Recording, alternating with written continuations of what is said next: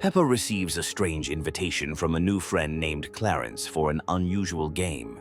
Clarence meets Peppa at his house with an unnaturally wide smile and glowing eyes. He leads her to his room where toys move by themselves and whisper secrets. Clarence suggests playing imaginary friends, but they begin materializing in the air around them. Peppa watches as the room's walls stretch and distort under Clarence's wild imagination. Clarence's imaginary creatures surround Peppa, their eyes glowing in the room's dim light. Clarence laughs, but his laughter echoes from invisible walls and endless ceilings above. Peppa tries to leave, but the door vanishes, and windows show infinite emptiness. Clarence starts a game called Transformations, and Peppa's body slowly begins changing shape. Her reflection in the mirror shows a completely different creature with twisted features. Clarence draws with crayons on walls, and his drawings come alive, crawling everywhere. Peppa hears her family's voices, but they sound distorted and impossibly far away. Clarence shows her a magic box from which shadows emerge without their owners. Time flows strangely in the room. Clocks run backward while sunlight flickers outside. Peppa realizes she's trapped in boundless imagination that has somehow become terrifying reality. Clarence offers her to stay forever and play his endless games without rules. The room's walls begin pulsating like a living heart while the floor turns soft. Peppa sees a portal to her world, but Clarence stands between her and escape. His eyes turn completely black while his smile stretches to impossible, frightening proportions.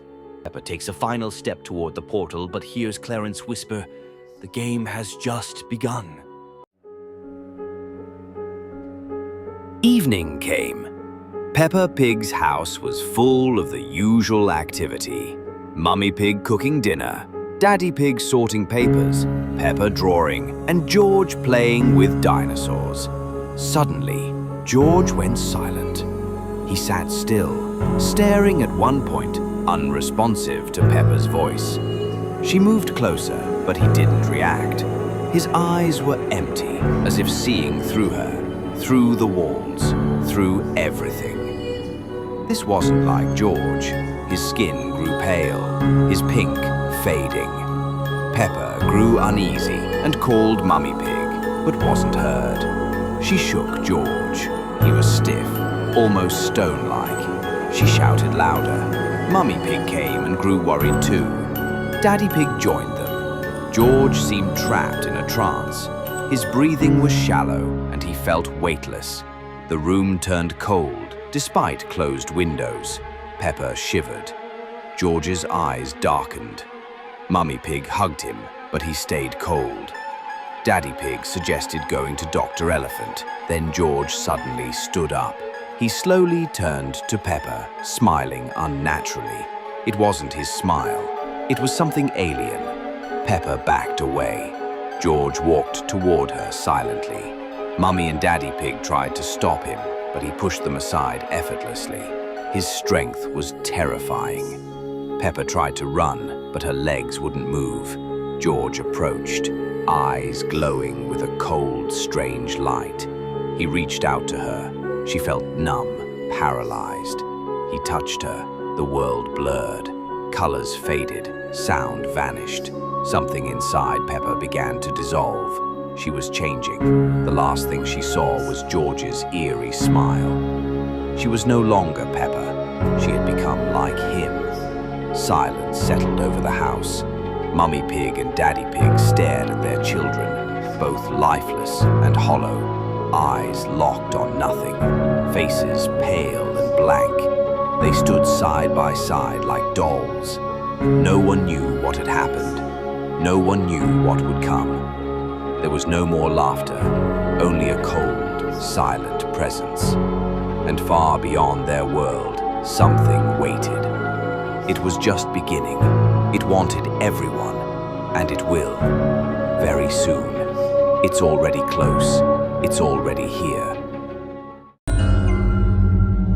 An unusual silence fell over Peppa Pig's house. Sunlight streamed through the windows, but brought no warmth. Peppa and George were playing in the garden, where a small perfectly round piece of red velvet lay on the grass. It seemed so harmless, yet its presence felt alien. That evening, at dinner, Daddy Pig sat at the table, his eyes vacant, his lips moving silently as if repeating some ancient melody. He slowly raised his hand and pointed to an invisible spot in the air, his movements mechanical and devoid of all emotion. Mummy Pig tried to speak to him, but he didn't respond. The next morning, when Peppa woke up, she found Daddy Pig's pillow empty, with the same red velvet circle lying on it. Mummy Pig sat in the living room, her gaze distant, her lips silently repeating the same melody. She didn't cry, she didn't scream, she just sat there, immersed in her strange grief. George was playing with his toys, his eyes vacant, and he swayed from side to side, emitting a low, monotonous hum. Peppa tried to get his attention,